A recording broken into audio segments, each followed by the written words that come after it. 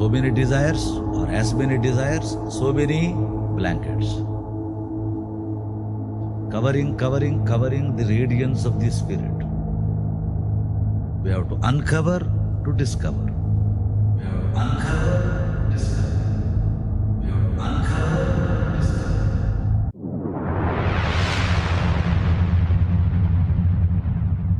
Namaste and welcome everyone to another episode of the Divine Discoveries podcast. We have gathered for the Shri Krishna Janmashtami special episode. We have a lot to talk about, so we're going to go ahead and get started with the introductory prayers. Om Shri Gurubhyo Namaha. Om Gurur Brahma Gurur Vishnu Gurur Devo Maheshwaraha.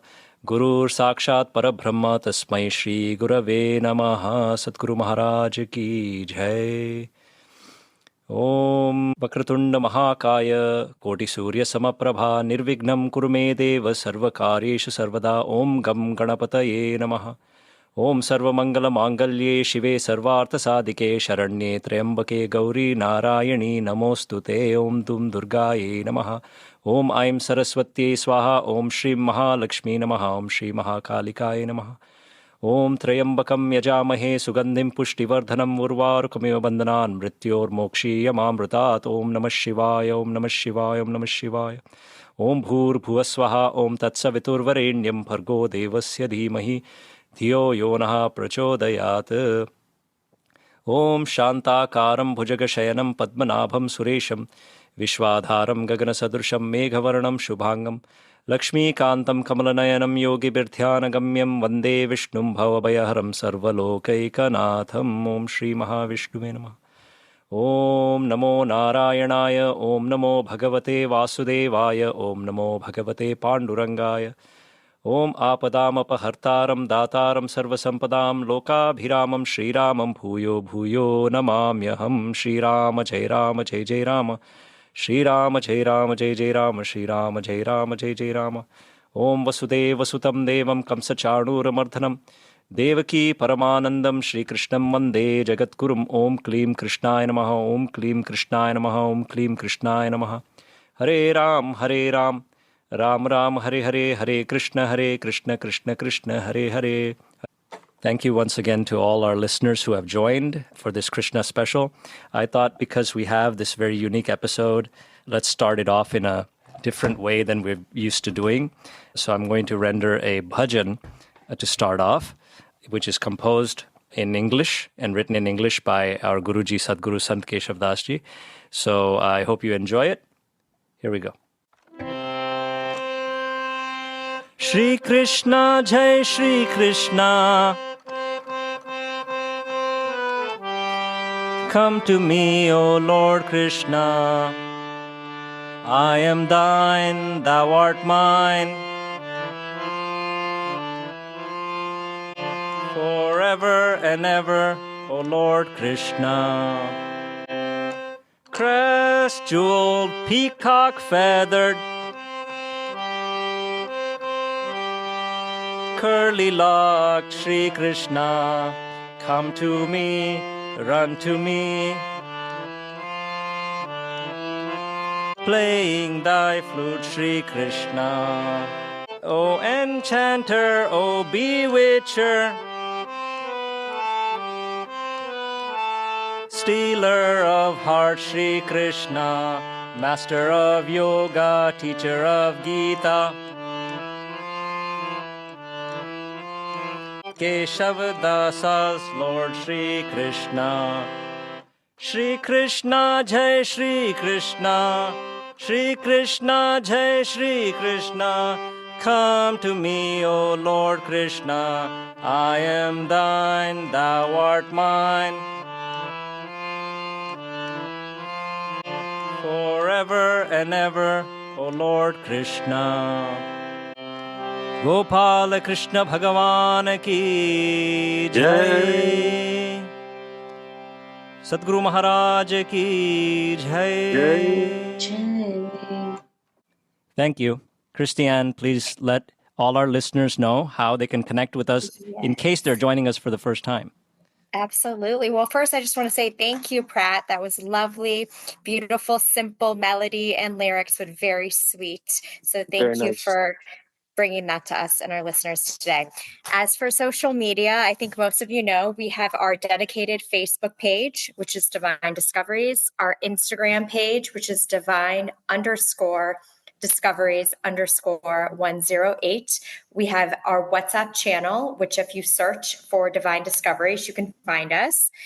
And last but not least, our dedicated email address, divinediscoveries108@gmail.com. So thank you, everyone who has sent us feedback, comments, questions. Please keep it coming. We love hearing from our listeners. So thank you. That is what we have going on the social media front.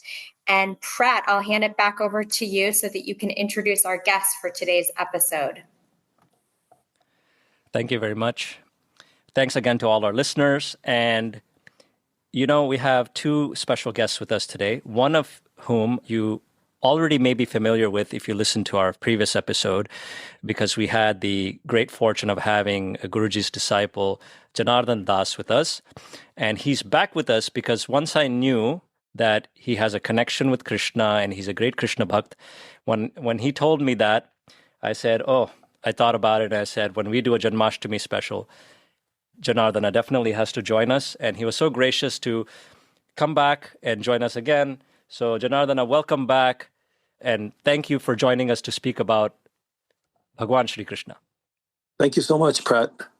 And we have with us also, for the very first time, a dear friend of mine who's from my singing circles, actually. I'm not sure if many of you know, but I do have a passion also for singing Bollywood karaoke, and a very, very talented singer, very unique singer who's multi-talented in her musical endeavors. Smitha Raj is joining us. Let me tell you guys a little bit about her. Smitha Rajaram is a project manager with the Social Security Administration in Maryland, where she brings precision, leadership, and over 2 decades of experience living and working in the United States. Born and raised in Kolkata, India, Smitha's journey blends professional excellence with deep cultural and spiritual roots.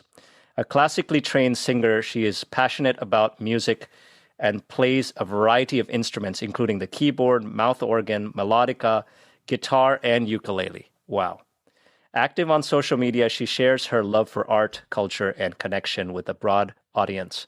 Her spiritual path began in her childhood through her involvement with Chinmaya Balavihar in the Chinmaya Mission, where she received awards for chanting and recitation, including honors from His Holiness Sri Chinmayanandaji himself. An ardent devotee of Shirdi Sai Baba, Smitha believes that every god is simply a different form guiding us toward the same light of enlightenment. Beautiful, beautiful message, Smitha, because that's exactly what we're trying to get our audience to understand, that these are all forms of the same divine. Balancing her professional life with her role as a proud mother of 2 wonderful teenagers, Smitha embodies harmony between dedication, creativity, and faith. With that, I'd like to give Smitha Raj a very warm welcome to our show here at Divine Discoveries. Thank you, Smitha, for joining us. Thank you, Brad, for that introduction and beautiful start of the day. And it's my blessings, that I'm part of this show. Thank you very much. Thank you. So, we've gathered here who are all, in one way or another, inspired by this incredibly magical, miraculous, awe-inspiring avatar known as Bhagwan Shri Krishna. From beginning of his life till the end, 125 years of his earthly existence during that avatar in the Dwapara Yuga, he showed so many amazing miracles, and really, anybody can't help but fall in love with Bhagwan Shri Krishna. It's just amazing. Each lila, or divine play, as we call it, is increasingly becomes more and more unique and special. And the amount of lilas that he did and the type of wisdom that he taught humanity through the Bhagavad Gita, Many of the people who are not so familiar with Lord Krishna's younger rupa or younger form when he was a baby or a toddler or a young boy, they at least know that Lord Krishna is the one who gave the great wisdom to Arjuna on the battlefield of the Kurukshetra during the Mahabharata war. So, but internationally speaking, I would say Lord Krishna has to be in the top two in terms of the Hindu deities that are most popular or most widely known internationally. And the other one being Lord Ganesha, who we're going to do an episode on. Ganesh Chaturthi will be coming up soon as well. So in honor of this beautiful incarnation of Shri Krishna, who really embodied complete qualities of Godhead. I mean, Mahavishnu incarnated in the form of two arms, but Krishna had every quality that was in Mahavishnu. And if you look at the other avatars, like the Vibhuti avatars or Mahatmya avatars or Yuga avatars or Leela avatars, as we've spoken about in previous episodes, different avatars that have come fit into one of those categories. But for Lord Krishna, he's in a realm of his own, because he's considered the Purna avatar, meaning having all the divine qualities. And to expand on this, I'd like to play a video of Guruji where he speaks about Lord Krishna and that divine manifestation and sort of sets the stage for our discussion. Shri Krishna is Purna avatar. In him there is Leela and in there is Purna. Purna avatar means, 24 hours throughout life, there is no forgetfulness. All of us forget that even we are a spark of God. We think we are nose when we have cold. We think we are belly when we have hunger. Like that, we are so body oriented. Sometimes we remember about the soul. But Purna avatar means 24 hours throughout his manifestation, there is no forgetfulness that he is God. It is not just a statement, but having the power just by a touch to the third eye center, to a deserving disciple like Arjuna alone in the whole world. That Vishwarupa, the 11th chapter of the Gita, cosmic form, universal form was shown. For Krishna, everything is yoga. Krishna is the master musician. Krishna is the master of yoga. Shri Krishna is the stealer of your heart. Shri Krishna breaks the pot and takes butter and buttermilk. Butter is the knowledge. Buttermilk is detachment. Milk is devotion. Pot is our own body with the 9 holes. Like this, Krishna, the eternal flute player, the greatest dancer on the Kalinga, the serpent. Krishna lifts the Govardhana mountain, the tip of his little finger. I can't lift even a wristwatch. It will fall down. So, there was not a moment when he was depressed, dejected, despondent, worrying at any time. For 125 years of his earthly visit, and he never left his body here at all. He took his body with him. Ramachandra also same thing. Sri Rama, Sri Krishna. There was no death to them. There is no first death and then resurrection. There was no death at all. There was no birth either. And when he incarnated, he never assumed just like us, just like our nose and our eyes. Not that way. It is blue. Not symbolic, but really. On earth, it was blue. It is not symbolic statement or esoteric meaning. But Krishna was blue. The meditation which is discussed in the Bhagavatam, Vedavyasa who saw Krishna, Arjuna who saw Krishna, Bhishmacharya who saw Krishna, Drona, Krapa, Ashwathama who saw Krishna, Karna who saw Shri Krishna, Yashoda, Devaki, Gargya, all the Vedic rishis who came Indra, Brahma, who came from their higher lokas to visit Shri Krishna, all of them have given wonderful description of the most enchanting, extraordinary God on earth. So Bhagavatam, therefore, is the greatest text with 18,000 stanzas written on the lilas of Shri Krishna. I really thank that Master Bhakti Vedanta for teaching about Krishna in this country. If you read the Bhagavatam, you will see the old mind-born son of Brahma called Kashyapa,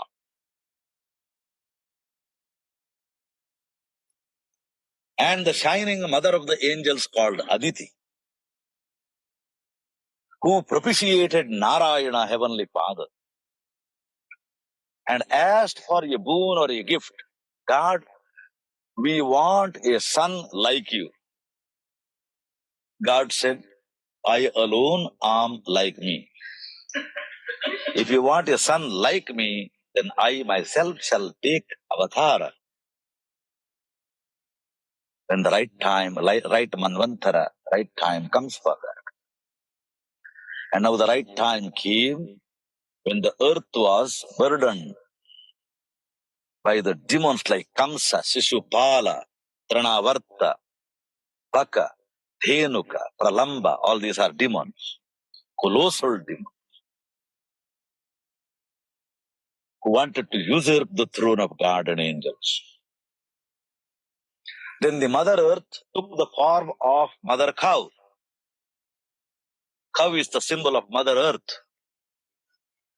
She took the form of cow and cried before her Creator.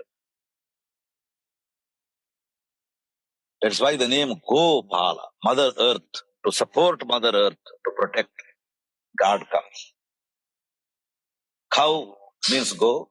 The symbology of cow is Mother Earth. And therefore, in the Krishna Avatara, Mahavishnu asked, Hey Shesha, O serpent energy, just like you took avatar last time as my younger brother Lakshmana, do you mind to help me again to show the way, the truth and life? Just like, when a president travels somewhere, all his assistants, his ambassadors, his secretariat moves ahead to make preparation. Like that, God cannot just go and say, hey, I am God, I have come. Not like that. So, therefore, he had to send his secretariat ahead to pave the way. Just like John the Baptist goes ahead and prepares the way. Like that, the entire secretariat, all the devas, devatas, angels, and the rishis, siddhas, they have assumed the form of gopis and gopas for the arrival of Krishna. Because they have to show that God is love. And they have to love Him and receive His love to show the way of love to entire humanity. Love-stricken milkmaids of Vrindavana, called Gopi. We are all to become gopis of God in life. Our heart should become like a mirror where Krishna manifests for each one. Each gopi thinks my Krishna is very near to me. When our heart becomes like a mirror, the blue light manifests. So remember that is to have that spirit of Krishna, spirit of God in our heart, and then each one of us will be carrying God in our consciousness. We will be pregnant with the devotion. Then we will be giving birth to that Krishna in our heart. That is the real Christmas. That is the real Janmashtami. May Shri Krishna bless the whole world with peace. All right. So, as Guruji was saying and speaking so beautifully about Lord Krishna, he was starting to tell a little bit of how Lord Krishna's manifestation was already planned, in the sense that he mentioned the sage Kashyap and his wife Aditi, who in a previous life had requested that God become their child. They manifested again. Those two, Kashyapa and Aditi, were reborn as Devaki and Vasudeva. And to them was born Lord Shri Krishna as their eighth child. And most people who know the basic story, that Devaki and Vasudeva were imprisoned by Devaki's cousin brother, Kans. And he was a demon who had, when he was taking in a grand procession his sister Devaki and his brother-in-law Vasudeva after their marriage, he was taking them in the chariot, and an Akashvani, or the voice of God, so to speak, the voice of the sky spoke out and said, "O Kans, O wretched demon, your death has been determined already, how it's going to happen, and it's going to be the 8th child from the womb of your dear sister Devaki." So ever since he heard that, he had a tough time sleeping at night, probably. And interesting thing is that Guruji said that even the ones who despise God, even those people will be given his heavenly abode, because he himself will incarnate in some form or fashion to give that release and that moksha, deliver the moksha to that being. So he said, interesting thing is, he said, you should either love God 100% or hate God 100%. Both will get you moksha. Interesting way to think about it. But ultimately, that's what happened. So I'm not going to get into the story elaborately or anything, but we have plenty of lilas and parts of Krishna's life that we're going to touch on. We're going to try our best to give you all a glimpse or a bouquet, so to speak, of Lord Krishna's beautiful pastimes. And Guruji spoke a little bit about how the Mother Earth takes the form symbolically of a cow. So with that in mind, I'd like to segue to Christian, who's going to speak to us about something related to Krishna and how the cow is sacred in India, how it's all connected. And if you often see pictures or depictions of Lord Krishna, he's usually cross-legged, standing with the flute in his hand, and you see animals gathering around him, and the most common of those animals is the Gau Mata, or the cow, mother cow. So, Christian, please enlighten us with whatever research you have. Sure. Well, as an animal lover, and from the time I was a child, I've been very much drawn to cows. So naturally, this depiction of Krishna with his beloved cows has resonated with me. So I came across a fantastic article online that really illuminates this connection between Krishna's devotion to his cows and the concept of dharma. And it's in an article entitled, "If You Understand Why Krishna Loved Cows, You'll Understand Dharma," by Riya Kumari. That's the author. And the website is timeslife.com. So it's all just so beautifully eloquent and well stated. I figured I'd just read a few paragraphs from the article. It reads as follows. Quote, "In Hinduism, the cow isn't sacred because of blind faith. She is sacred because she represents the most selfless form of life. She gives without asking. She feeds, fertilizes, nourishes, supports. The cow is a symbol of service without pride, contribution without recognition, and abundance without ego. And isn't that what Dharma is? To do what's right, not for applause, but because it keeps the world from falling apart. Krishna didn't protect cows out of sentiment. He protected them because they were the quiet threads holding the fabric of life together. People often think Dharma means doing what's good, but it's more than that. It's doing what is right for the moment in the context of who you are, where you are, and what life is asking from you. Dharma is not fixed. It moves with time, with truth, with understanding. When Krishna chose to protect cows, he was responding to the needs of his time. Cows were the backbone of rural life, milk, agriculture, fuel, economy, and ecosystem. Preserving them wasn't a religious act. It was a deeply practical, intelligent, and spiritual one. To understand Dharma is to ask every single day, what in my life sustains others? And am I protecting it? One of the most profound teachings of Sanatana Dharma is this: you don't find God in heaven. You find God in what you depend on daily and forget to think. Krishna could have chosen temples, thrones, weapons, but he chose cows. He chose the ordinary to remind us it is not ordinary at all. The people who cook for you, clean after you, stay silent to keep peace, show up when you're lost, forgive before you ask, give when no one's watching. Those are the cows in your life. Dharma isn't shown in how you treat your gods. It's shown in how you treat your givers. You are not your job, not your name, not your Instagram bio. You are what you stand up for when it's inconvenient, what you protect when no one else does. Krishna loved cows because he saw what they held. They weren't powerful, but they were essential. They weren't loud, but they were life-giving. They weren't celebrated, but they were sacred. If you understand that kind of love, not the dramatic kind, but the deeply aware, responsible, quietly courageous kind, you understand Dharma. And when you understand Dharma, you begin to understand what your life is asking of you. The end.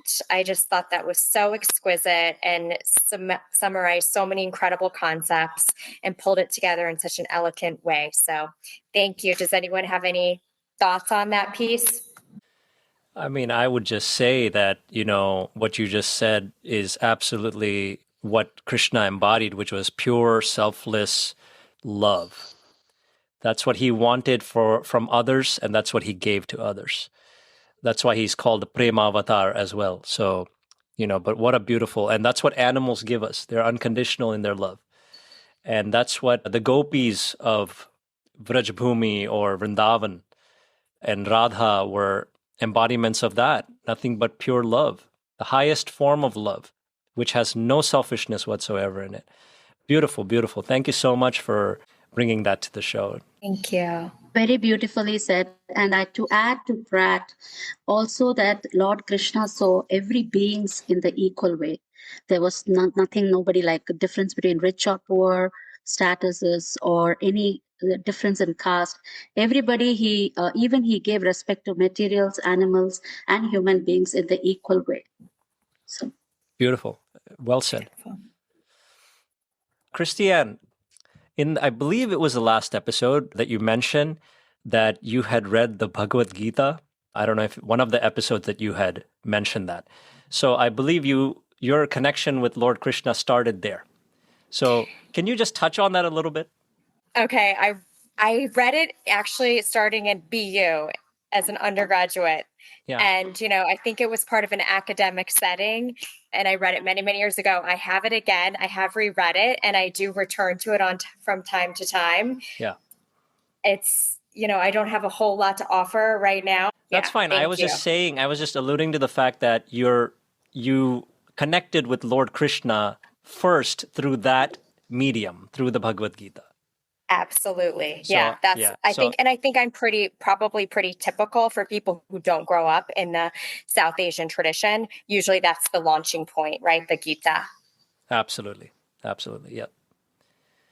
So, as we sort of laid the stage for how Lord Krishna's life began, or he was born in this jail cell, and the miracle happened that he made sure that his uncle Kans and all the guards who were there in the prison cell all fell asleep. So the miracle started right there.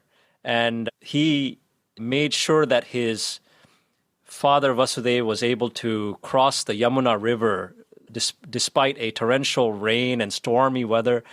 Somehow he had a little basket and he was able to transport his son for his safety to a neighboring village called Nandagokula or Nandagaon, where chieftain of that village, Nanda Maharaj, and his wife Yashoda served as Lord Krishna's foster parents. And that's where a lot of his beautiful lilas and child play took place in that setting.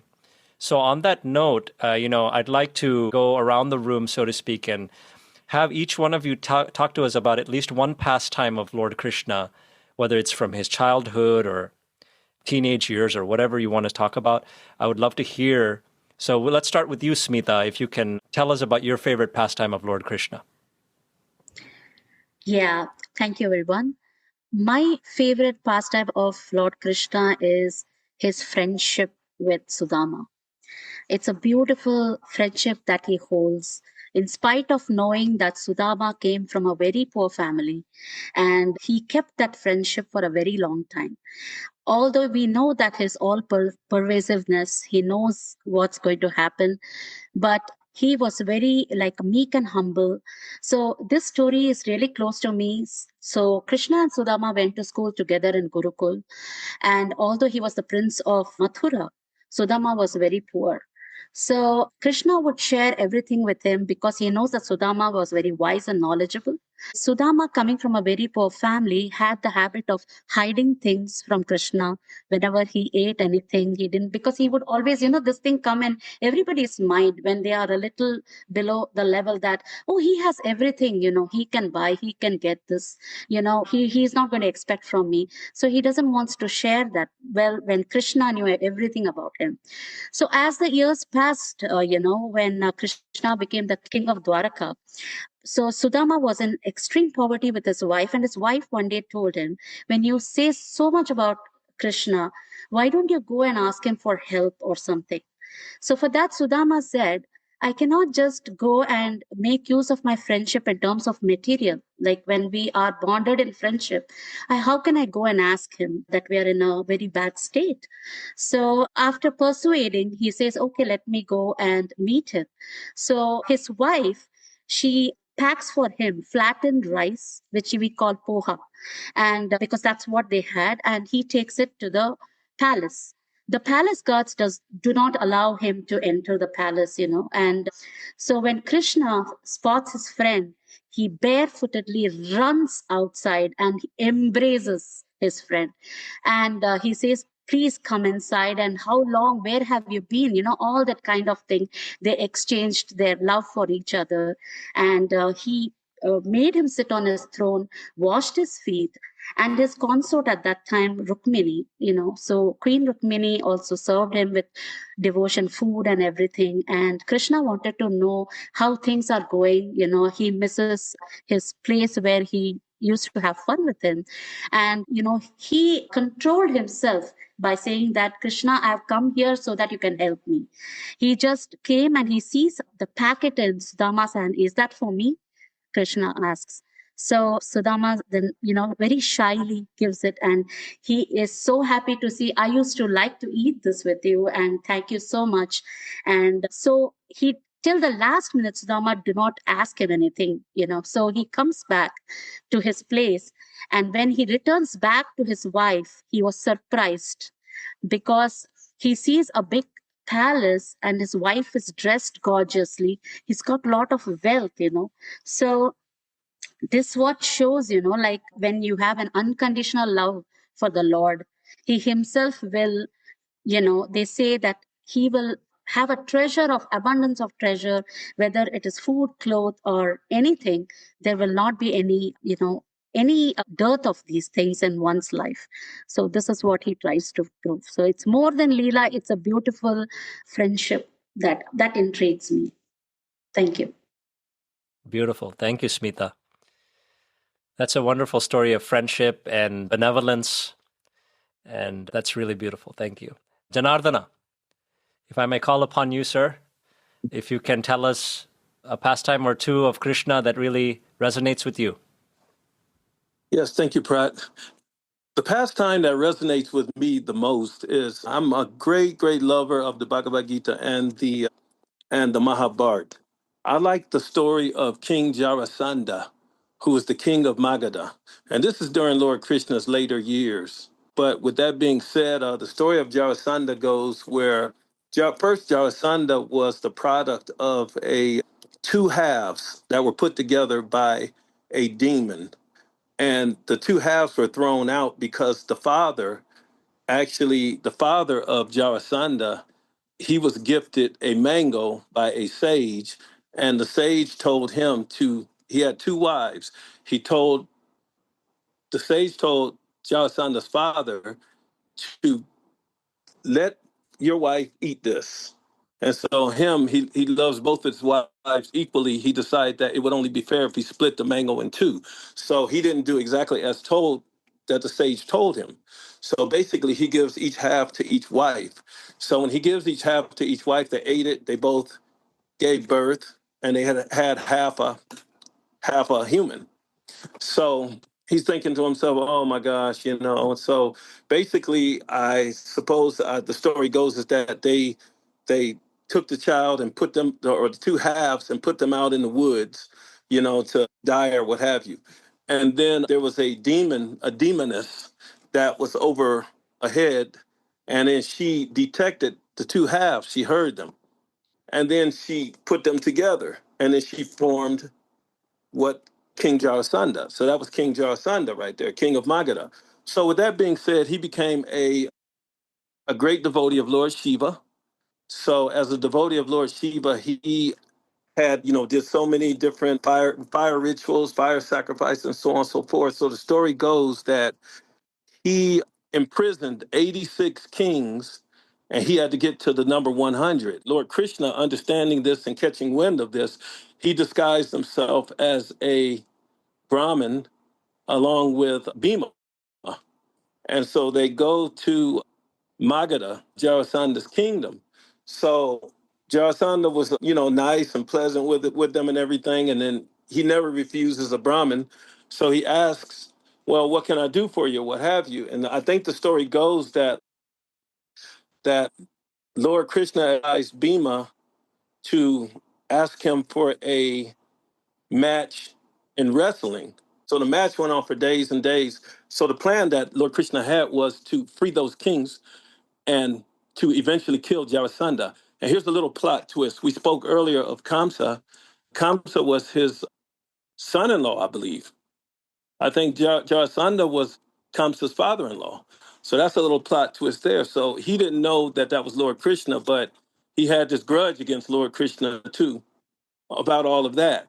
So with that being said, the battle went on between Jarasandha and Bhima for many, many days, at which point he was just totally invincible. And Lord Krishna told Bhima, in order to defeat him, you have to somehow split him in two. Because remembering how Jarasandha was born, he was joined with those two parts. So therefore, he wasn't invincible by being split in two. So Lord Krishna is telling him, he's telling Bhima, yeah, well, you have to split him in two in order to defeat him. So Bhima splits him one time, his body comes back together again. And Bhima's looking at him like, hmm. So the fight goes on and on and on. He does it again. The body goes back together again.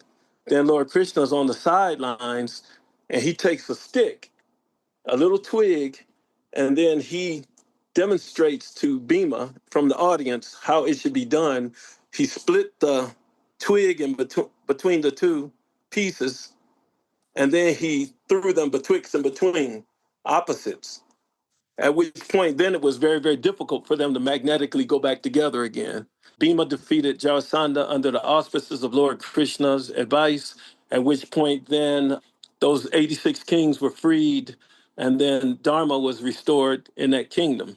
So I really, really like that story of Lord Krishna right there, because it just reminds me of in all Lord Krishna's infinite wisdom and just many, many things that we can glean from that story. One thing is that, you know, you have to always pay strict attention to exactly, you know, what's being told to you, you know, as demonstrated by Lord Krishna to Bhima and so on and so forth. And I really, really like that story. It resonates well with me. Thank you so much, Janardana.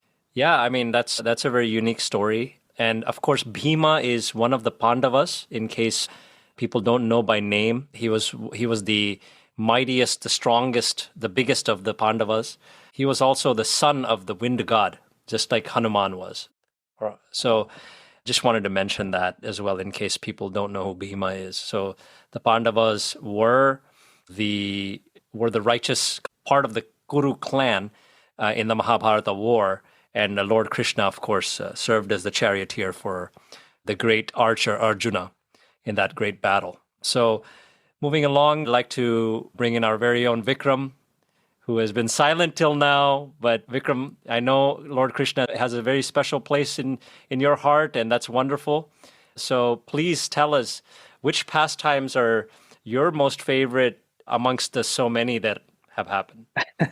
Well, thanks, Prat. Yes, I've actually been silent till now because I have a lot to say in terms of those pastimes. I think it's really hard to whittle down to what pastimes really resonate. I mean, there's so many, but I think for me, it is those particular pastimes that have what I call a ras in them, right? There's a sweetness to them, the ones that touch your heart, and that, at least for me, not only makes me realize that God is there for you, but that there's no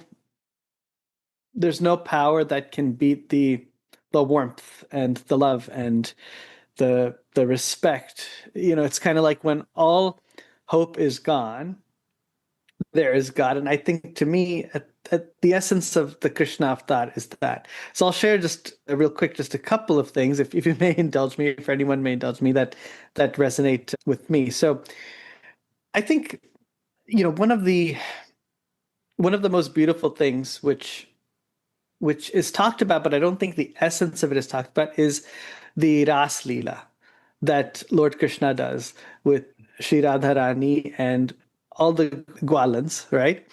Now, Ras Leela was basically, you could say, a divine dance that occurred on one particular night. I don't know the exact name of that particular time, but I think it's when it's the full moon night when it happened. Yeah. Purnima.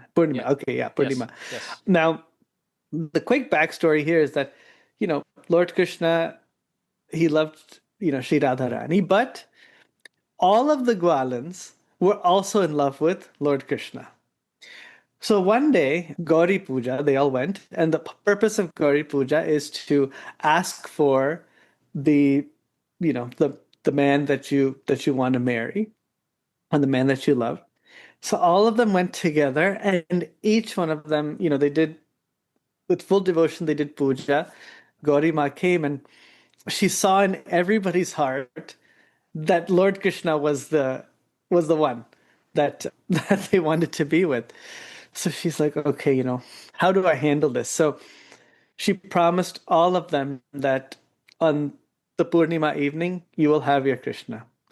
So these Gwalans, days and days passed by. They couldn't sleep. They kept staring at the sky. When are we going to get there? And finally, the Purnima night came.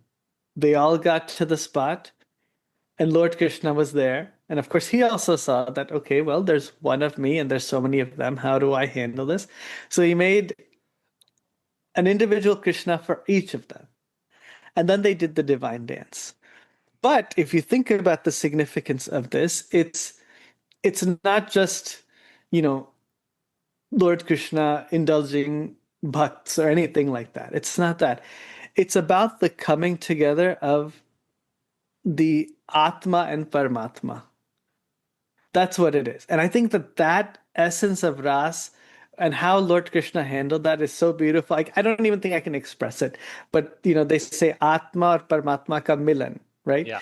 That's what Ras Leela is. Absolutely. So that's one thing that touched me, right? In addition to that, we were talking about, some of his pastimes as when he was younger also. But one very interesting one is when he ate some dirt. Yashoda Maya, who raised him, took him out, and she stepped away. And while Lord Krishna was there, so people know that he took it, and when Yashoda Maya came and someone said, "Oh, your child is eating dirt," she panicked. She asked him to open his mouth, and of course, she saw the entire galaxy universe in there. But I think what's more beautiful about that, it's not the fact that chamatkar happened. It's the reason why that chamatkar happened. It wasn't simply to show and put somewhere in Yashoda Maya's mind that, hey, you don't need to worry about me. I am God, but wouldn't remember that he was divine. But what's more interesting here is when Yashoda Maya, so she had gone to take a bath. So when she had done that, she put him on the dirt, right? And at that moment, when she stepped away, Dharti Ma appeared to him and said that, Lord, this is the first time that you've put your feet on me. But she said, I'm so honored that you're here, but there's nothing I can offer you. I only have stones. I only have dirt. What can I offer you to mark this? Lord Krishna appeared as divine form and said, you don't realize that your dirt is Amrit. All you have to do is give that to me, and that's all I need. And which is why he ate that. So it wasn't just the Yashoda part of it, it was also this. So that is something that I also found beautiful. And then real quick, I think two other things. So there's also a belief that the first ever Raksha Bandhan happened because of Lord Krishna. When did that happen? So he had a cousin, Shishupal, who was evil. And Shishupal was the son of Lord Krishna's Bhua, his aunt, his paternal aunt. And he was born with 4 arms and a third eye. And it was prophesied that when the baby would see the person who would slay him, the third eye would disappear and the extra arms would also fall off. So many people came, nothing happened. When Lord Krishna came to see his baby cousin, the third eye disappeared, the 2 arms disappeared, and at one level, the mother was happy that, oh, my son looks normal now. But then she also was like, so this means that my nephew is going to be his killer, right? And so she made Lord Krishna promise to her that, pardon him 100 times. No matter what bad stuff he does, just please let him go. So Lord Krishna promised that don't worry, I will not do anything and I will pardon him 100 times. Now, unfortunately, what's written is written, and the Pandavas were doing the Rajsu Yagya.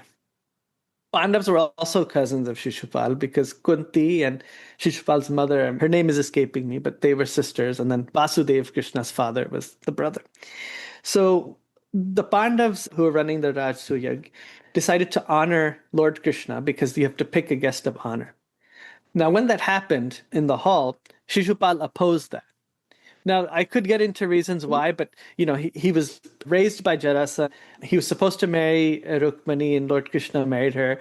So he was kind of brainwashed into hating Lord Krishna, and he had all these reasons. So anyway, he was furious. So he got up and he basically started hurling all kinds of horrible insults. And it was like the 97th or 98th time that he had rubbed Lord Krishna the wrong way.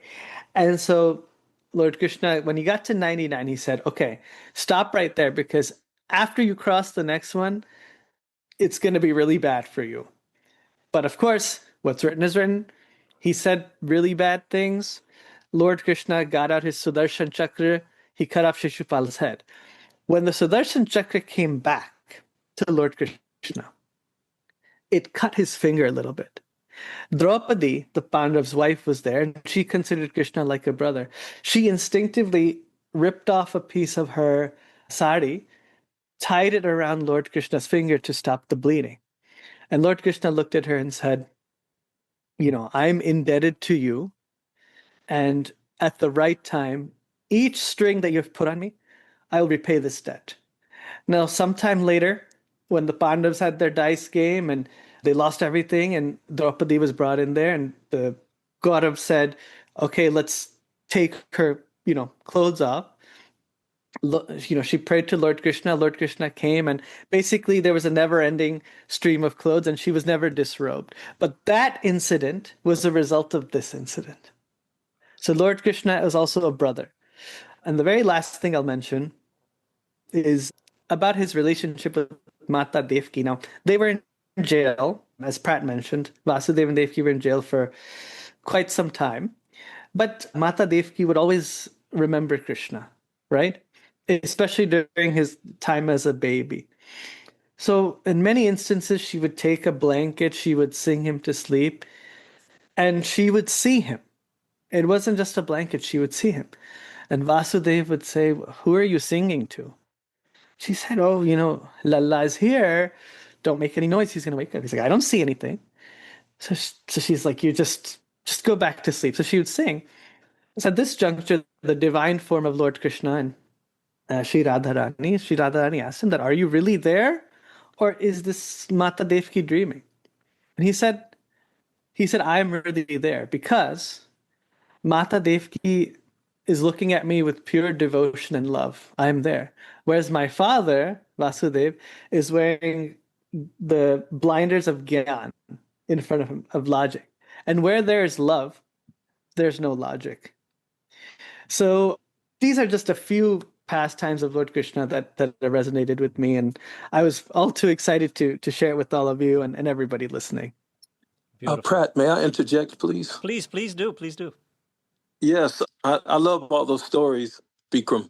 All those are great, great stories. Now, one thing too, which always kind of befuddled me, and I always was wondering about this. My wife and I, we sit down, we study the Mahabharata, and we watch it, and so on and so forth. During the incident when Lord Krishna, after he crossed the 100th insult, and then he cut off his head with his Sudarshan chakra, every last one of them were friends and foes alike, were standing there watching this happen. So it always befuddled me, and I always wondered, why couldn't everything be brought back to normal then, and enemies of the Pandavas, why couldn't they just come to their senses? If they've actually seen this miraculous incident of the Sudarshan chakra coming out and cutting off Shishupal's head and so on and so forth. So they should understand right then the immense power of Lord Krishna, that he was God himself. So why couldn't they just figure it out right then and there?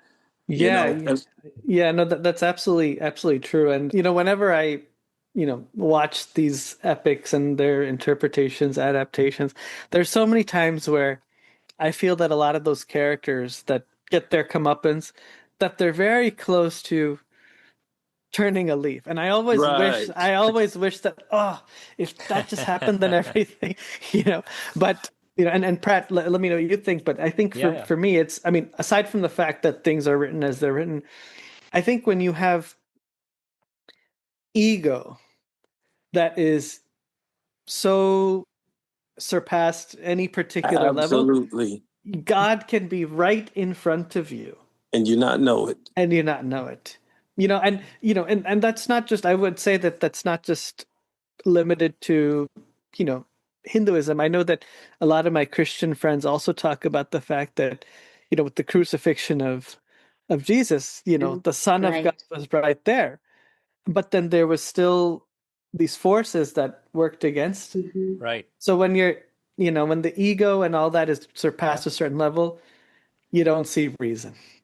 Yes. And that's exactly what I got from that as well.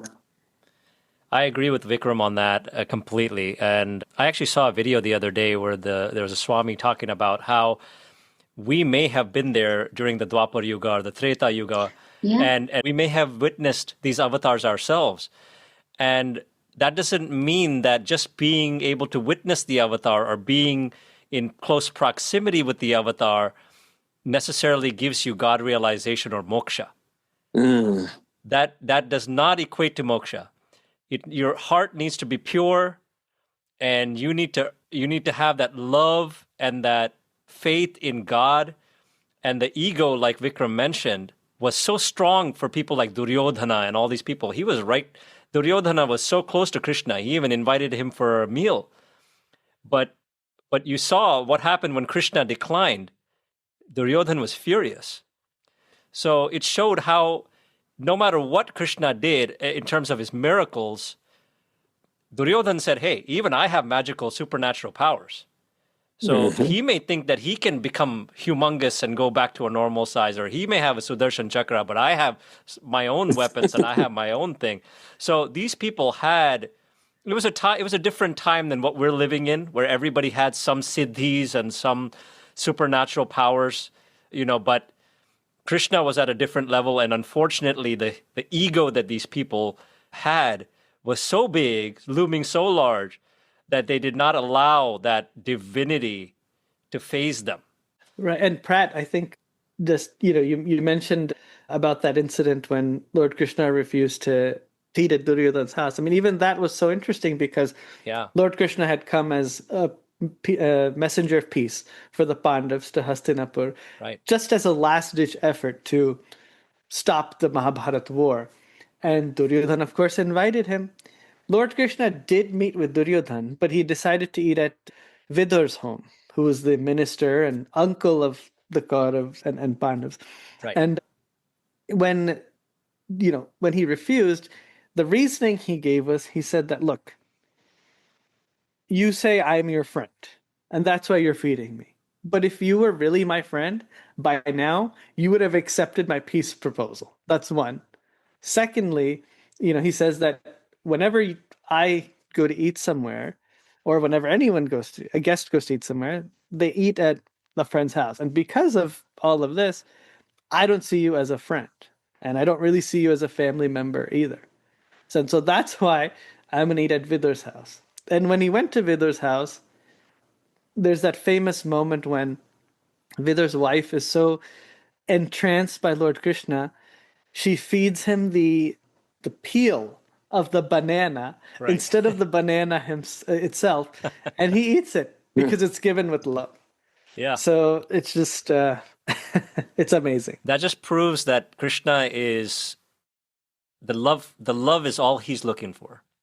And in that love, even he's so possessed, if you will, that he won't even care what it is that you're offering him.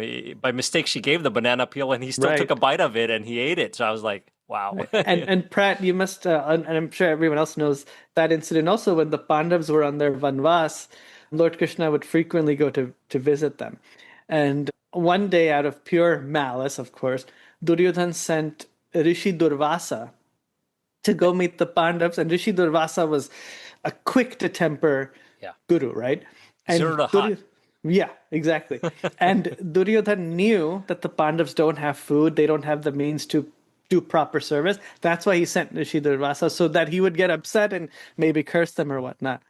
So Rishi Durvasa went, and Pandavas greeted him very nicely, and he said, I'm going to go take a bath, but I'm really hungry, so I want to eat when I come back. Draupadi looked at her pot. There was only one flake of rice in there, and they all panicked. They're like, what are we going to do? Who's going to save us? At that moment, Lord Krishna arrived, and he said, oh, I'm really, really hungry. Can you give me food? And she said,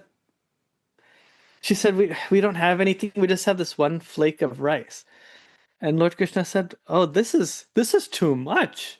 He said, just give me half of it.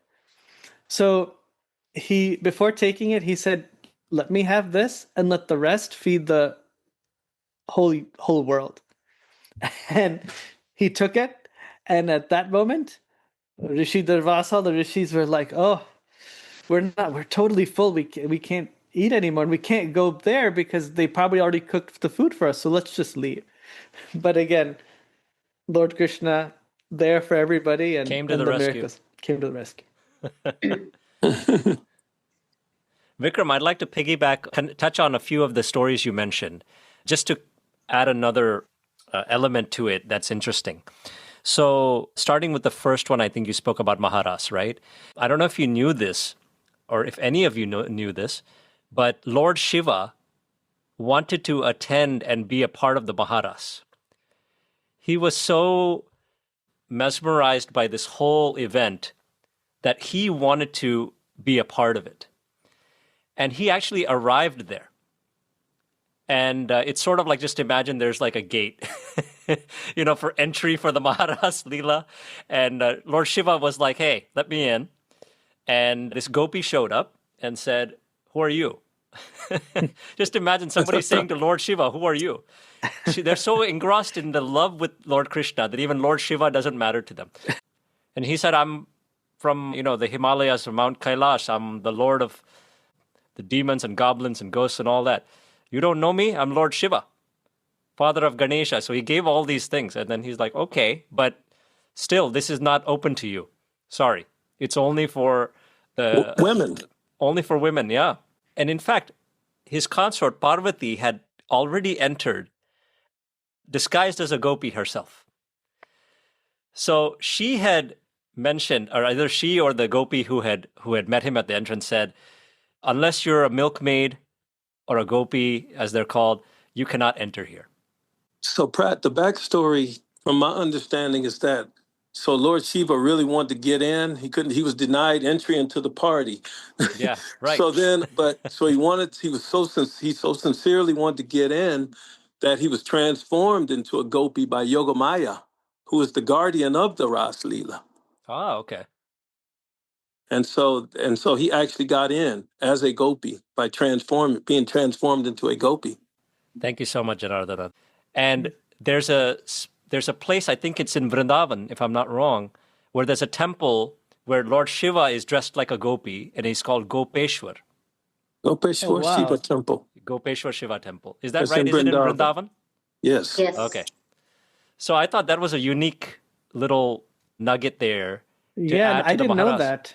I didn't know that at all. Thank you for sharing that. Very, very interesting. But also not surprised that Shivji wanted to be a part of it. Absolutely. For him, Tad Vishnu Paramam Padam. For him, Lord Vishnu's prayers and puja is ultimate. So right. Yeah. Beautiful. And then the other one was on Shishupal's killing, which was inevitable. Because if we remember when we spoke about the previous avatars of Lord Vishnu, we mentioned that the two guardian deities in Vaikuntha, the heavenly abode of Lord Vishnu, Jaya and Vijaya, they had to take multiple incarnations, 3 incarnations to be exact, on earth.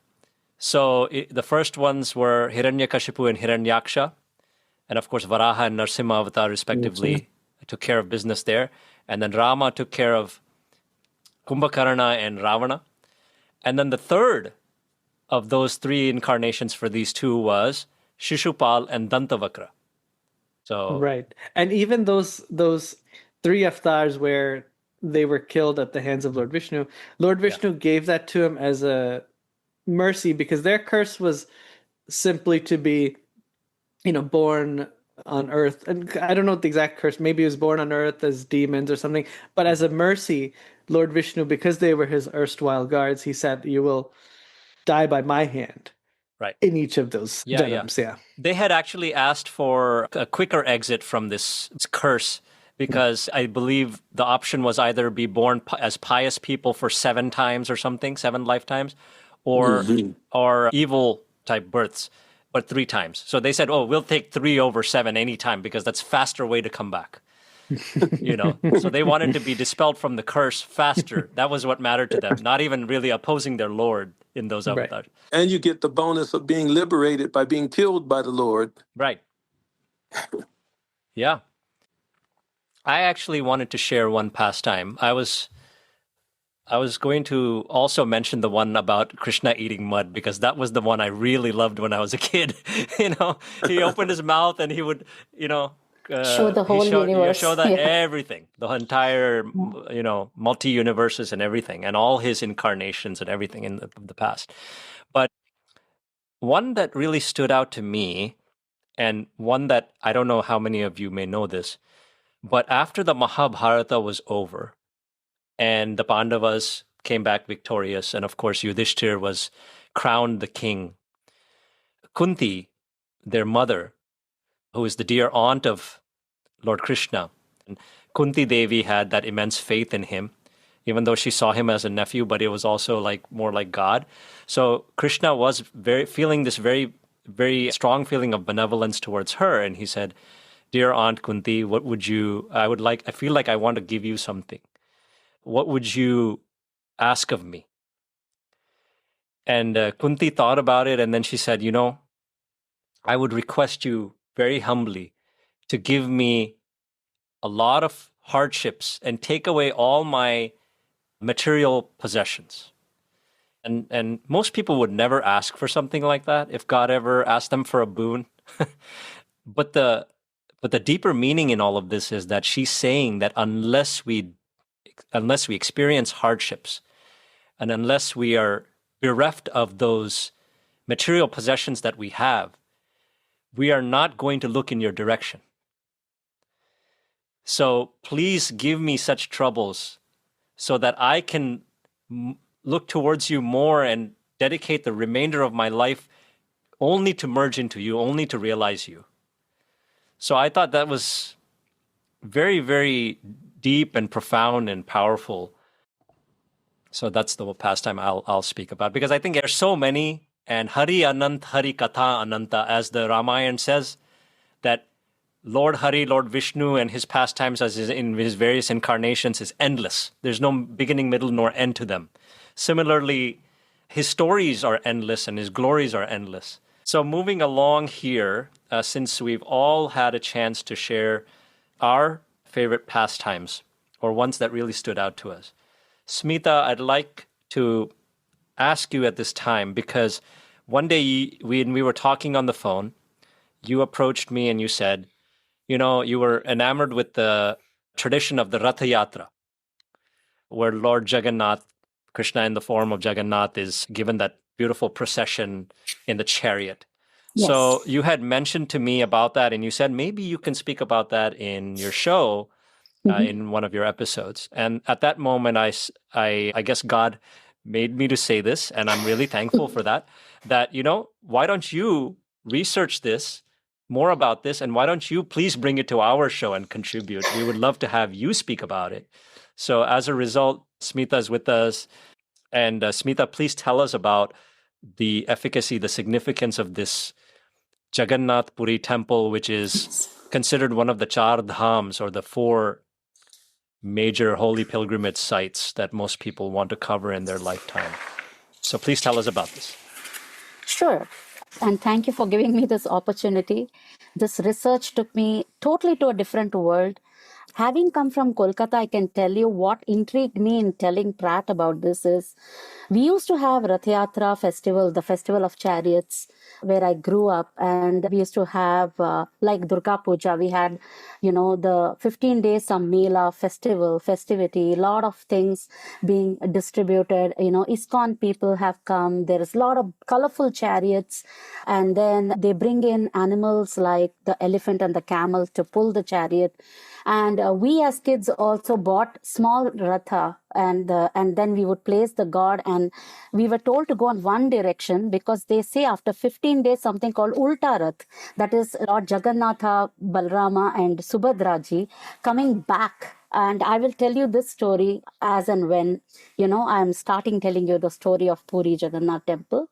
So all these things intrigued me in asking Prat that why not we discuss, and Rath Yatra just went last month, June, July. So then he immediately asked me to, speak about this, and I'm very honored today. So before I start, I would like to, give obeisance to Lord Jagannath Ji by saying this: Nilachala Nivasaya Nityaya Paramatmane Balabhadra Subhadrabhyam Jagannathaya Te Namaha. It's obeisance to all the 3 lords. And so how the temple of Puri Jagannath came into establishment goes back at the end of the Kurukshetra war. Lord Krishna, after the Kurukshetra war, remained on this earth, and he was guiding all the people, although most of his Yadava clan was destroyed already. So he had to complete this divine mission. And then, he then decided to leave this eternal, mortal body. So in one time he was meditating in the forest under the tree, and the forest is Prabhas. So it was very bright sunny day, and his way of meditation was, he was resting rather, and his foot was shining under the sun. So there was a hunter called Jara. So behind the bushes, he thought it was a deer. And he, aims an arrow, and it hits and he hears a cry coming from there. So when he goes near, he thought, who was it? And then he sees that it was Lord Krishna, and the arrow has, attacked his feet. And so he was very, very heartbroken, and he asked for apologize. He says, Lord Krishna, I committed a great sin. Please, I don't know. I think nothing can, make this easier. I have become a sinner against you.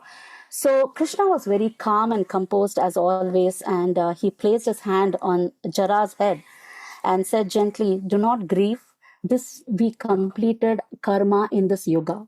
So in the previous life, I was Lord Rama and you were King Vali, who was Sugriva's brother. So at that time, to help Sugriva, I had to hide behind to attack you. And it is against a warfare to attack someone from hiding.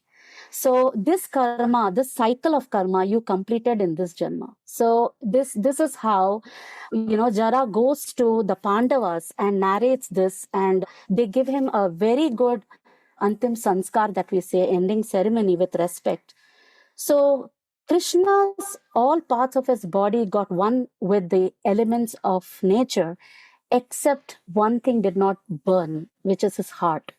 It kept radiating and more, illuminated and energized. So Arjuna, he took his heart and, put it on a wooden slab and allowed it to sail. So after centuries and many years later, a tribal chief called Visvavasu in the shores of Odisha, he found this heart which was illuminating blue, and so he placed this heart in a cave and started praying as Nila Madhava. He was known as Nila Madhava. So, and this news came into the King Indradyumna, then the emperor. He was a big upasak of Lord Vishnu. So he came in his dream and said, if you have to construct a temple, go and, pray Nil Madhava, bring him. So he sends one of his Brahmin priest, Vidyapati, to this tribal place. So Vidyapati comes here, asks, this Vishwavasu to take him to Nilamadhava, and he refuses. He says he has become our lord here and he belongs to this tribe. So I won't allow you. So he was very saddened because he's not able to go to the king and say this. So he remains with them in this tribal jungle and marries his daughter. So after a few months, he persuades his wife to ask his father to take him to the cave. So he says, on one condition, I'll take you, I'll blindfold you. And so he had his own plans. He carries a sack of mustard seeds and, he just puts it along the way so that he knows the route. So when he goes to the cave and sees the idol, he was awestruck and he was in ecstasy. And he comes and reports the same to the king. So when he brings the king, the mustard seeds grew into plants. So that paved the GPS for them to the cave. So he takes them, but the Lord goes missing. So Vishwavasu had already another plan. He had hidden him in a wooden log. So Lord Vishnu came again in his dream and said, I have been trapped in a wooden log which has Shankha, Chakra and Padma, lotus, and it is already sailing in the rivers which is in the banks of Puri. So, please ask, your men to carry it to the palace, construct 3 idols, put it in the sanctum in the temple. So he sends his people and the log is very heavy. They see the log and they bring it to the palace, and none of the constructors that he ordered could even break it. So he prays to Lord Vishwakarma, who was the Lord of craftsmen. And Vishwakarma disguises as a Brahmin, and he comes and he says, I can do this work for you, except 21 days you should not open the door. I will be behind it. And if you open the door, it will be all unfinished. So that time, the king's wife was Queen Gundicha. So she allowed him to go inside a room. So for 12 days, when the construction was going, there was some noise going on behind. After the 12 days, all of a sudden, there was silence. There was no sound coming from there. So the queen got worried because it was an old Brahmin. He has not eaten, he has not slept. And what is, going to be happening behind? So she persuaded the king, let's open the door and see. So initially he's reluctant, but later when they open the door, they see that the Brahmin is not there. Vishwakarma is not there, but there are 4 idols. There is a Sudarshana Chakra. There is Lord Jagannatha, Lord Balabhadra or Balarama, Lord Subhadra, all of them without any feet, and the hands were unfinished. But they were in different color, and the color symbolizes what they are. So this is how they were placed in the temple of Puri, and it is surrounded by a lot of mysteries around the temple. I'll come to that. So basically, since the idols were made in the palace of Queen Gundicha, that's why that was made as the temple of Gundicha. That is why Rath Yatra takes place between the temple of Jagannath to the palace of Gundicha. It symbolizes that the three siblings are taking their vacation to their nani's place or their grandmother's house, and their return, which is called the Ulta Rath, which I was telling about some time back. So, having said that, Rath Yatra again happens in the Ashad month of monsoon, during the June, July. And there are Daitapatis who are entrusted with painting the Rathas, placing them and pulling. And mere sight of Jagannath ji coming into the Ratha, the pulling, and people who have witnessed it just washes away their sins. They say that it has lot of power, because when King Indradyumna walked towards the Lord Jagannath ji, he could hear his heartbeat. So they still have that belief that the heart of Sri Krishna is in the temple of Jagannath, temple in Puri. Wow. And the other thing is, there is a thing that they call every 12 to 19 years, they change the idols. And that is a process called Nabakalebara, the new body ceremony. It happens every 12 to 19 years.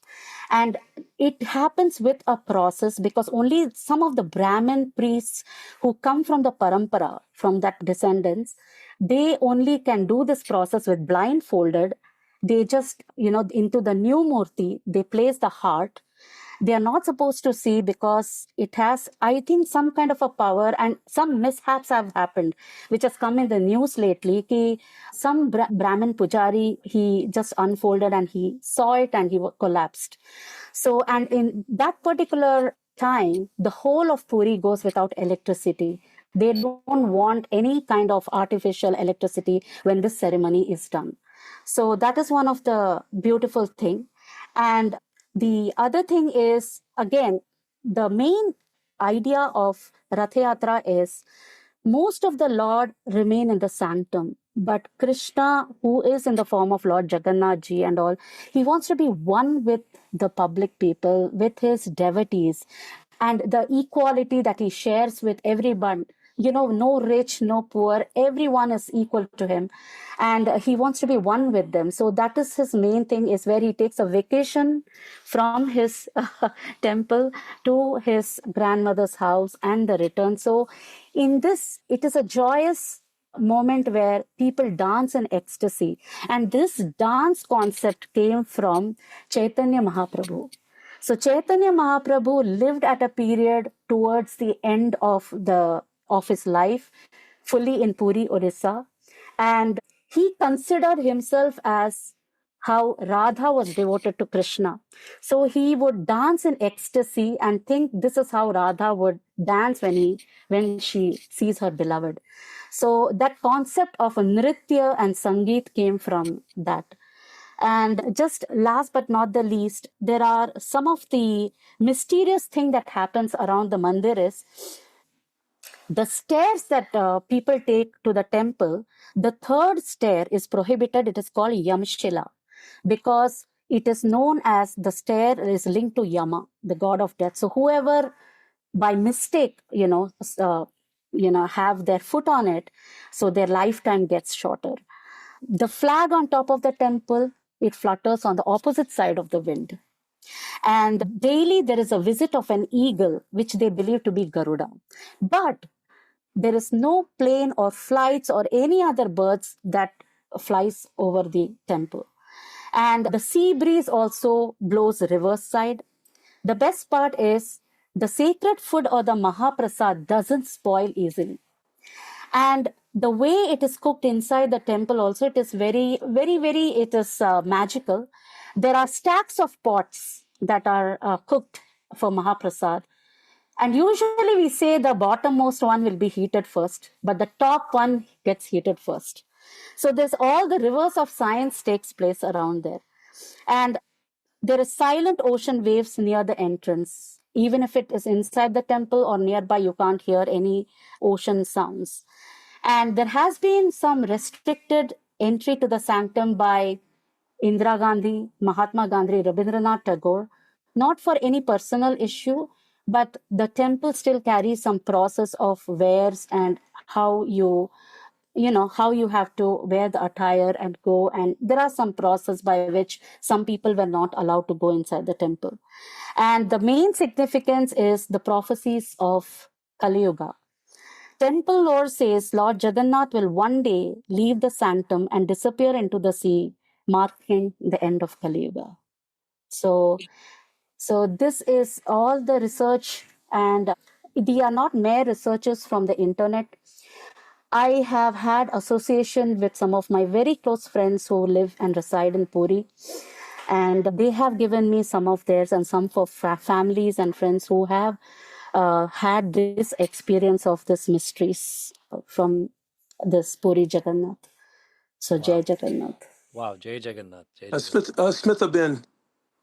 Yes, yes. Yes, may I ask, may I know if you may know any details about the the role that the king plays, the king of Puri? I think it's just only a symbolic position that he holds, but he has the sweep before the beginning of the Ratha Yatra. Have you heard of that? Where the king goes out and he sweeps, and he's barefoot and he sweeps, and that's his role, like a symbolic role he does before the Okay. whole Ratha Yatra begins. Have you heard about anything as such? No, but this is interesting. Maybe I will research on this. Thank you for pointing that out. I'll research on this. And one more thing I forgot, the Sudarshana Chakra, which is atop of the temple, although it is constructed on one side, one direction, when people see it from any direction, they feel you can see it on their side. Oh, wow. That is the way it is. It's the way scientifically they have built the temple that way. So, and you can say it's Lord Krishna's Mahima, one of his. Yes. Boy. So while I was narrating, I don't know what feel came over me. I was having goosebumps, really. Yeah. Some of the things that we got to listen to gave me that type of feeling too, because this sounds like a very, very powerful and unique, temple. And I've heard of some people who have gone there and they've experienced miracles happening to them. Definitely on my bucket list. To visit. Mine too. Yeah. Janardana, I think you are inquisitive about it, but I take it you haven't been there. No, I have never. I've never been. I've been to Badrinath. I've been to Rameshwaram. Okay. I've been to Tirupati. Yeah. I've been to Tirupati. Let's see. Mathura? Have you been to Mathura? I've not. Okay. Not in this life. Okay. Not in this life. Yeah, but that's on my agenda probably within the next 18 months or so, God willing. Yeah. So thank you so much, Smitha, for bringing such a beautiful, powerful story about the origins of Jagannath Puri temple and how those idols of Krishna, Balaram, who is his older brother, and Subhadra, who's his sister, Subhadra is rarely, you don't see a murti of Subhadra anywhere else, really, as far as I know. And that makes this temple even more unique, not just how they look in appearance-wise, but the fact that the siblings are there. There's no Radha, there's no, other associates. But this is beautiful, beautiful. Thank you so much for... And Subhadra is again Arjuna's wife. Arjuna's wife. Correct. Yes. So it's all connected, So thank you so much, Smitha, for that wonderful story. Truly appreciate that. Thank you, Prat. Thank you, everyone. Made us feel really wonderful. So on that note, Smitha, you had brought up the fact that the connection from Rama Avatar, where Rama had killed Vali, right? So we're going to tie into that here, where Vikram and I are going to speak about some common links between these two mega avatars, Lord Ramachandra and Shri Krishna. And I'm glad that there are these connections, because a lot of people can think that, this happened in this yuga, it had nothing to do with the other yuga. This disproves all that. It is a linear story, there are connections, there are ties back to something from the past. So, Vikram, do you want to talk about some of the common links that you thought about between Rama and Krishna? Sure. Yeah. So I'll start with the basic building block and then build it up from there. Yeah. So I think, the first link is the fact that both of them are avatars of Lord Vishnu, right? So that's the basic building block to Vishnu start from. Tattva in both of them. Yeah. Vishnu Tattva, yes. What's interesting is that both of them showed different ways to live life, or different proper ways to live life. Now, if I talk about Ram, so Ram never showed that he was God. There was a few miracles that happened, lifting the Shivji's Dhanush and the liberation of Ahilya, things like that. But the main purpose of that avatar was to show that if there's a human, man, woman, that follows dharma and the path of righteousness, they can overcome all obstacles, even defeat mountainous adversary like Ravan, who has so much power, or even dealing with something as difficult as spending 14 years in a forest without going to any kingdom, without any comforts of life. So if you stick to the path of dharma and path of righteousness, you could overcome all of this. And that's what makes an ideal human. So that was kind of a foundation that Sri Ram set. Now, Lord Krishna took that a little step further. Actually, I wouldn't say little. I think he took it much further. So I mentioned how Sri Ram never showed that he was God. Lord Krishna, on the other hand, step after step after step, showed that he was God. He showed that his purpose was for mankind to understand what is God, and that when all hope is lost, God is there for you. But aside from that, whereas Ram focused on how to be, a proper king and, be righteous, Lord Krishna showed how to enjoy life, but without going into excess, and how to react in different circumstances. Life throws all kinds of challenges for you, but it doesn't necessarily mean that you have to, take a very aggressive approach against it, or to even just absorb it. Life is not exactly black and white. Life is gray. So one has to look at that circumstance and take the correct and best course of action, right? Even if that means bending the rules a little bit here and there. He showed how to be a best friend. The Sudama story was mentioned earlier, but even his relationship with Arjun, he was always there with Arjun. He bestowed on Arjun the divine Gita Gyan. He was instrumental in breaking Arjun's ego on numerous occasions. Arjun used to think he was the best archer in the world, which he was, but it got to his head. Lord Krishna dispelled that. Then any sort of problems that befell the Pandavas, Lord Krishna was there because his friend, his family member, Arjun was there, right? His bhakt Arjun was there. Lord Krishna taught how to love. I shared a little bit about that with the Ras Leela and his relationship with Sri Radharani and all the Gwalans. But even in the story of Rukmani, he came and they eloped, but really the core of this here is that the way that her family was handling this whole thing was not her choice. And Lord Krishna, by receiving her letter and accepting her, he was actually showing to the world that choice is very important. So the woman, this is not the husband of her choice. And so it's really important to respect that. And if you think about it, at that time, that was a very progressive thought, So he showed how to love. He was an ideal son, of course, whether it was with how he was with Nand Baba and Yashoda Maya, and later on with Devki and Vasudev, because each one of them wanted to experience him as their son, and not necessarily as a divine thing. Now, of course, Yashoda Maya saw a lot of divine things, but he wanted to give them the joy of experiencing as a son also. So that was there.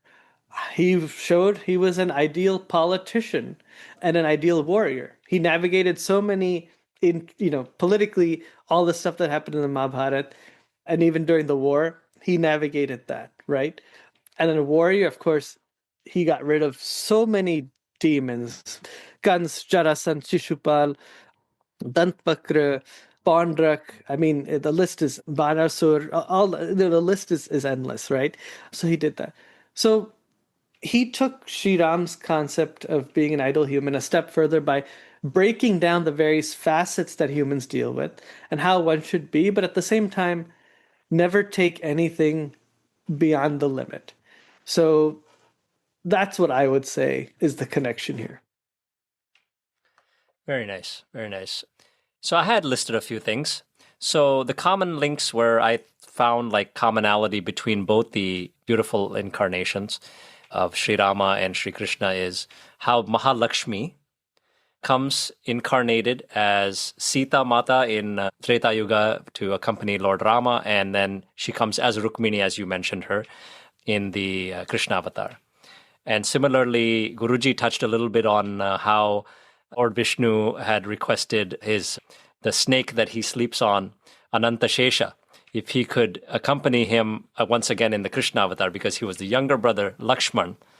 And at Shesha's request, to be the older brother this time, because he said, I didn't get a chance to protect you enough in the previous lifetime, so he comes as Balarama, as the older brother, but we still see Krishna outwitting him all the time.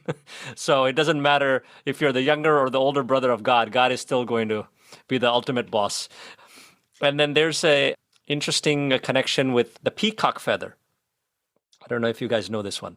So when Lord Rama and Sita and Lakshman were banished from Ayodhya and they were walking through the forest, Sita was very thirsty and they were unable to find a body of water in order to get that drink of water.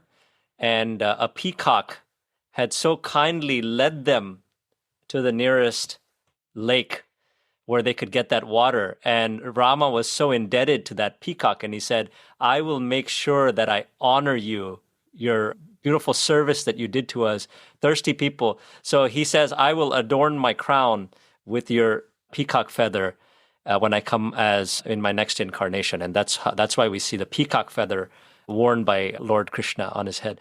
And then there's that connection with Hanuman.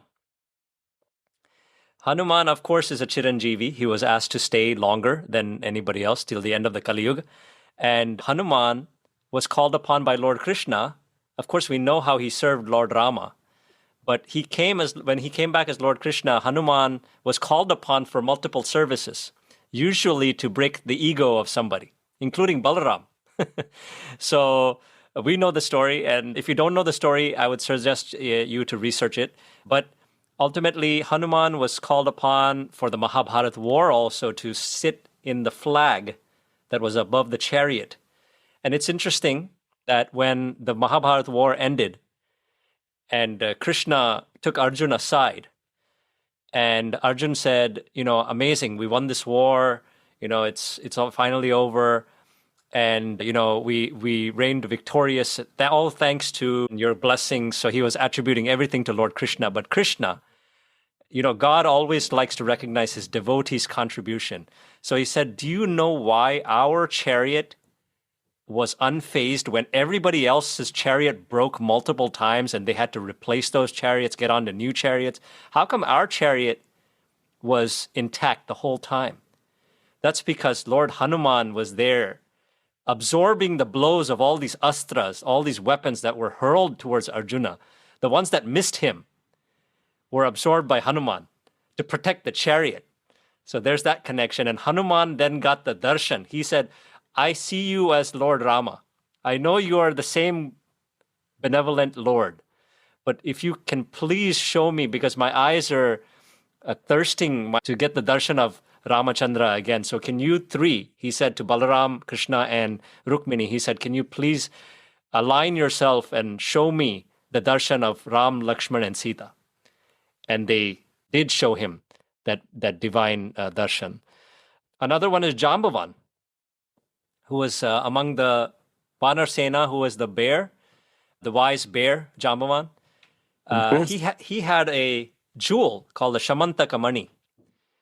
And Krishna was, I'm not sure exactly the reason why, but he had to go and collect that. And he had to visit Jambavan. So he gave him the darshan, and they actually had a wrestling match. They both had to fight because Jambavan was not willing to accept Krishna as Rama incarnate. He didn't know, perhaps. Whereas Hanuman knew the whole time, but Jambavan didn't know.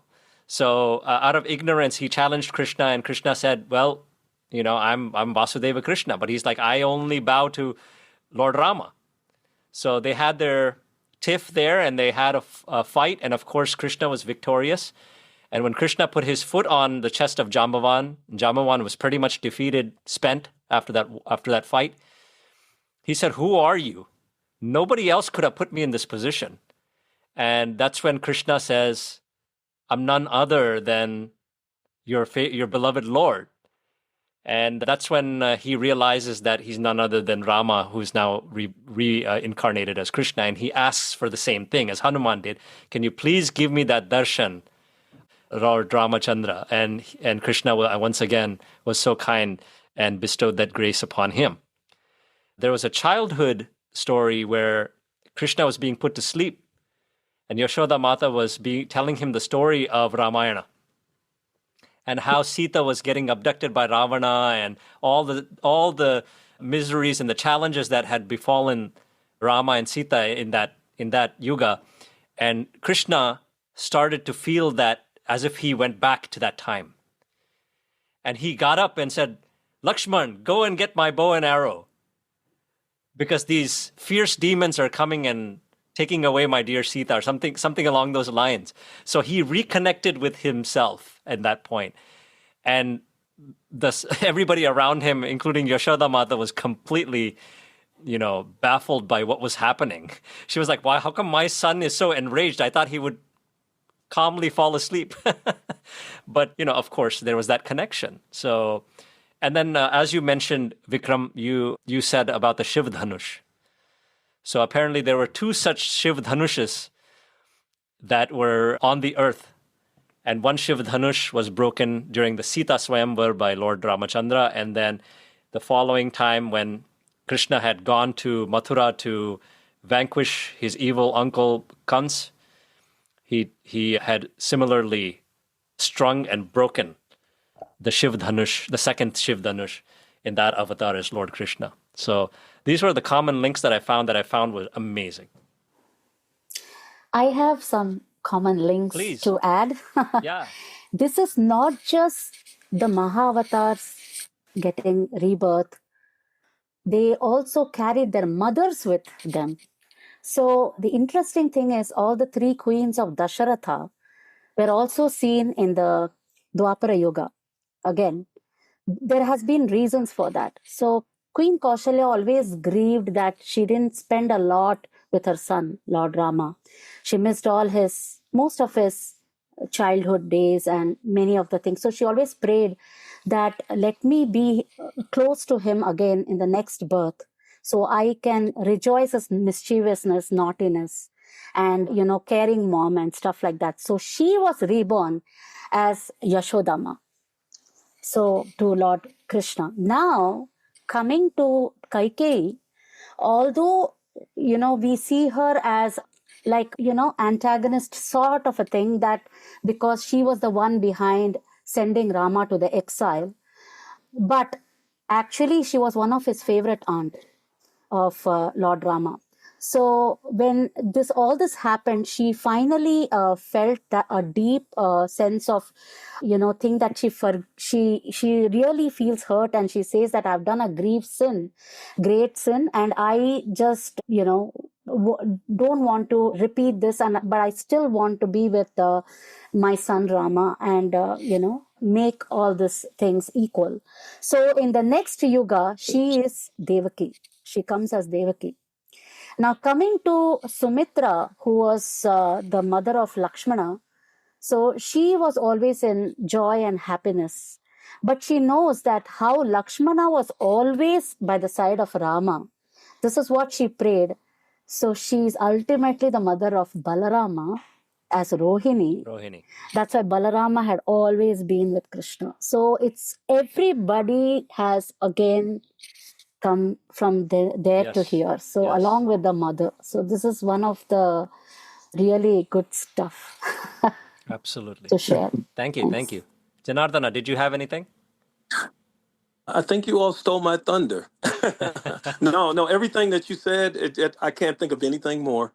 I Okay. can't. But I would add that I think that the links, when we think about the links between Lord Rama and Lord Krishna being avatars, Mhm. uh, I think we should. It sort of reminds us that although both are the same, you have different devotees. They both have different devotees. Like you have some devotees of Lord Rama, like you'd go to Ayodhya, and then everything is Lord Rama. Everything there. They breathe, eat, and sleep, Lord Rama. Right. And of course, devotees of Lord Krishna are there as well too. But again, when you go to Vrindavan, and yet again, I've yet to be there in this life. But when you go to Vrindavan, Mathura, and the whole Braj area, everybody lives, eats, and breathes, and sleeps Lord Krishna. So you see these two avatars like that. That link there, although there is a link, they're both yet. They still have their separate devotees who love them in their own different ways, and they're Yeah. different. They're different. Bhava. Yeah, bhava. That's Bhava, the word, bhava. the internal feeling that they have towards God is there's Yes. Vatsalya Bhava, which is like wanting to have God like a child, like taking care of God like a child. Yes, Then there's Sakya Bhava, which is like a friend. And then there is Dasya Bhava, which Hanuman had embodied so well, which is servant-lord relationship. with And Lord Rama. yeah, and then you have Madhurya Bhava, which is the sweet, loving, almost like you can say romantic relationship, Madhurya Bhava. With the, like, as Beloved. exemplified by Radharani and the Yes, gopis. yes, beloved, yes. On that note, I'd like to recite a few shlokas as their meanings. But before I do that, I'd like to recite a few of the Bhagavad Gita shlokas, stanza 7, 8, and 9 of the 4th chapter, where the avatar, why such avatars as Rama, Krishna, and all have to come. So, yada yada hi dharmasya glanir bhavati bharata abhyuthanam adharmasya tadatmanam srijamyaham, which is 7th verse, says, whenever there's a decline in righteousness and an increase in unrighteousness, O Arjuna, at that time I manifest myself on earth. Number 8 is Paritranaya sadhunam vinashaya cha dushkritam dharma sanstharpanarthaya sambhavami yuge yuge. To protect the righteous, to annihilate the wicked, and to reestablish the principles of dharma, I appear on this earth age after age. And then verse 9, which I will probably not be able to recite very well, I will just go ahead and tell you the translation, which is, those who understand the divine nature of my birth and activities, O Arjuna, upon leaving the body, do not have to take birth again, but come to my eternal abode. Very So, beautiful. Very beautiful. Very yeah. beautiful. So I'd like to start off also by chanting the 24 names of Krishna, which usually people do when they do puja and all that. Yes, interesting. Yeah. So they do. So I'll recite those. Janardana, I'm sure you're very familiar with this. Om Keshavaya Namaha. Om Narayanaya Namaha. Om Madhavaya Namaha. Om Govindaya Namaha. Om Vishnave Namaha. Om Madhusudanaya Namaha. Om Trivikramaya Namaha. Om Vamanaya Namaha. Om Sridharaya Namaha. Om Hrishikeshaya Namaha. Om Padmanabhaya Namaha. Om Damodaraya Namaha. Om Sankarshanaya Namaha. Om Vasudevaya Namaha. Om Pradyumnaya Namaha. Om Aniruddhaya Namaha. Om Purushottamaya Namaha. Om Adhokshajaya Namaha. Om Narasimhaya Namaha. Om Achyutaya Namaha. Om Janardhanaya Namaha. Om Upendraya Namaha. Om Haraye Namaha. Shri Krishna Parabrahmane Namaha. So after that, I'd like to rechant one of the shlokas that we always do, which is from the Krishnashtakam. Om Vasudeva Sutam Devam Kamsa Chanur Devaki Paramanandam Shri Krishnam Vande Jagat Gurum. That means I bow to Lord Krishna, the son of Vasudeva, who was the cause of Mother Devaki's immense happiness, and the one who killed the wicked Kamsa and Chanura, and who is the supreme teacher of the universe. And then the other one that I've recently come to know, and I know, Smita, this one resonates with you also, is Krishna Om Shri Krishna. You can chant with me. Om Shri Shri Krishnaya Vasudevaya Vasudevaya Haraye Paramatmane Pranata Klesha Nashaya Govindaya Namo Namaha. Beautiful. So that means I bow to Lord Krishna, the son of Vasudeva, the remover of sorrows and the supreme soul. So, and then there's, of course, the Hare Ram, Ram Ram, Hare Hare, Hare Krishna, Hare Krishna. That's called the Maha Mantra. In our tradition, it is taught Hare Ram first. In many other traditions that are largely Krishna-centric and Radha Krishna-centric, those Vaishnava traditions are Hare Krishna first. Irrespective of whichever order you chant it in, there's no fault in that, because they're all one and the same. And Hare can also be considered Hari, as well as Hare can also be considered the divine aspect or bliss aspect of God, which is Radha Rani. So Hare can be either one. Rama, of course, is the reservoir of all pleasure, and Krishna is the all-attractive one. So Krishna actually means the all-attractive Lord.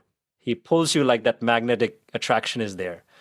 And Guruji also said that another meaning of the name Krishna is that one who crushes your past karmas. As long as you have that open heart, purified heart of surrender, your previous sins will be all destroyed. So Krishna is the crusher of your bad karmas and your previous past karmas, if you surrender to him. So on that note, Janardana, I'd like to, because we are doing the shloka or mantra recitation. Yes. You were so kind to say that you would recite one of the ashtakams, which is dedicated to Lord Krishna, because I can think of a few of them. Krishnashtakam, which I think Adi Shankaracharya had composed that one. Yes. There's the Madhurashtakam, which is very popular. I love listening to that. I love Madhurashtakam. Yeah, Yes. Madhurashtakam was by Vallabhacharya, the Saint Vallabhacharya, and then there's the Shikshashtakam by Chaitanya Mahaprabhu. Yeah. So I'd love to hear more about the Damodharashtakam and have you recite it, please, for us. Thank you. Yes. So this one is the Damodharashtakam, and it's a hymn. It's a hymn praising Lord Krishna as Damodara, and it originates from the Padma Purana. So as we all know, that form of Lord Krishna as Lord Damodar, that is Dhamma in Sanskrit means rope. Udara means belly. So that's the pastime of being bound by Mother Yashoda. Lord Krishna's being bound by Mother Yashoda in her attempt to try to reel him in as a little kid. And she binds him like that. Of course, so we know that God cannot be bound. So it's very, very much symbolic in that regard.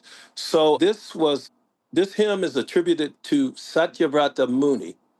Okay, he composed this as like it was like a conversation between Narada Muni and Shanaka Rishi. Okay, and this hymn is particularly popular during the month of Kartik. During Kartik Maas is sung, or the month of Damodar, as some people would say. Okay, so it goes, Namameshwaram Satchidananda Rupam Lasat Kundalam Gokule Bhajamanam Yashoda Biyoluka Ladavamanam Param Prastam Antyato Jutyacha Gopya Rudam Tamurhur Netra Yugmam Rajantam Karamboja Yugmena Satanka Netram Muhus Vasa Kampa Trire Kanka Kanta Stita Grebam Damo Daram Bhakti Badam Itrix fali la bir anandanda kunde. Svago shamni ma jantam akyapayantam. Tadi yasita nyesu bhaktir jitatpam. Puna prema statam sata vritti vande. Varam deva moksham na moksa vadimba. Na chanyembrine hambe rasa apiha. Idam teva purnata gopala balam. Sade mamanyas virastam kim anye. Idam te mukambojam anchanyanile. Vitam kuntale snigda rates chagopya. Muhus kumbita bimba rata darame. Manyas virastam alam laksha labe. Namo deva damo darananta vishnu. Pasida prabho duka jalabdi magdam. Kripa stristi vistyati dinam batanu. Grihanesha mam agnam idyakshi drishya. Kuvarat majo bada mutye bayad bad. Tvaya moti tau bhakti bhaja krital cha. Tata prema bhaktim svakame prayacha. Namokshe graho mesti damodareha. Namaste sudamne swaradipti damne. Tvadi yodarayata vispasya damne. Namo radikaye tvadiya priyaye. Namno nanta lilaya devaya tubhyam. Om Shanti, Shanti, Shanti. That was very nice. Thank you. Beautiful. Thank you so Beautiful. much, Janardana. We're so blessed to hear this in your Yes. voice, recited so beautifully by you. Thank you. Yes. Oh, May Lord thank you. Krishna Thank you. always bless all of us to be able to recite his holy name, sing and chant his holy name. And on the topic of singing, that's how we started this episode. So I would like to request our other guest, Smita, to please help us conclude this episode with a beautiful rendition of a bhajan. Sure. This is a very small bhajan which I learned from the organization called Art of Living. And so I'll just, it's all in the song, the meaning. Hari Sundarananda Mukunda, Hari Narayana Hari Om. Hari Sundarananda Mukunda, Hari Narayana Hari Om. Hari Keshava Hari Govinda, Hari Narayana Hari Om. Hari Keshava Hari Govinda, Hari Narayana Hari Om. Hari Sundarananda Mukunda, Hari Narayana Hari Om. Vanamali Muralidhari, Govardhana Girivaradhari. Vanamali Muralidhari, Govardhana Girivaradhari. Nit nit kar माखन चोरी गोपी मनहारी. नित नित कर माखन चोरी गोपी मनहारी. हर सुंदर नंद मुकुंदा, हरि नारायण हरि ओम. हरि केशव हरि गोविंदा, हरि नारायण हरि ओम. हरि सुंदर नंद मुकुंदा, हरि नारायण हरि ओम.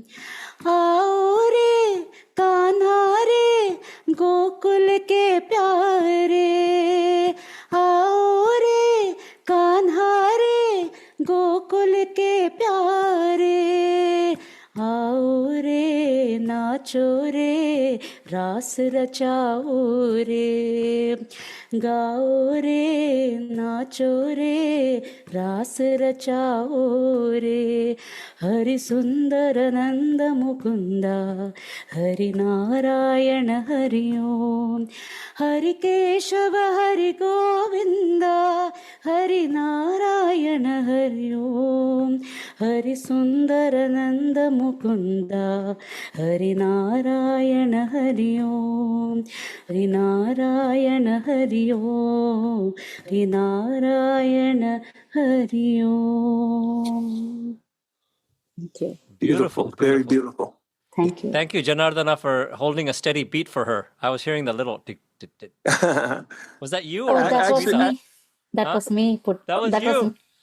Yes. I could hear that, but I wasn't sure who it was. I thought Janardana was enjoying the song, and he was like. Yes. But what a beautiful bhajan! I don't think we could have ended it any better way. So thank you so much, Smita, for lending your Thank you. Thank melodious you. voice, Thank you and so not much. not just that, but all your contribution today.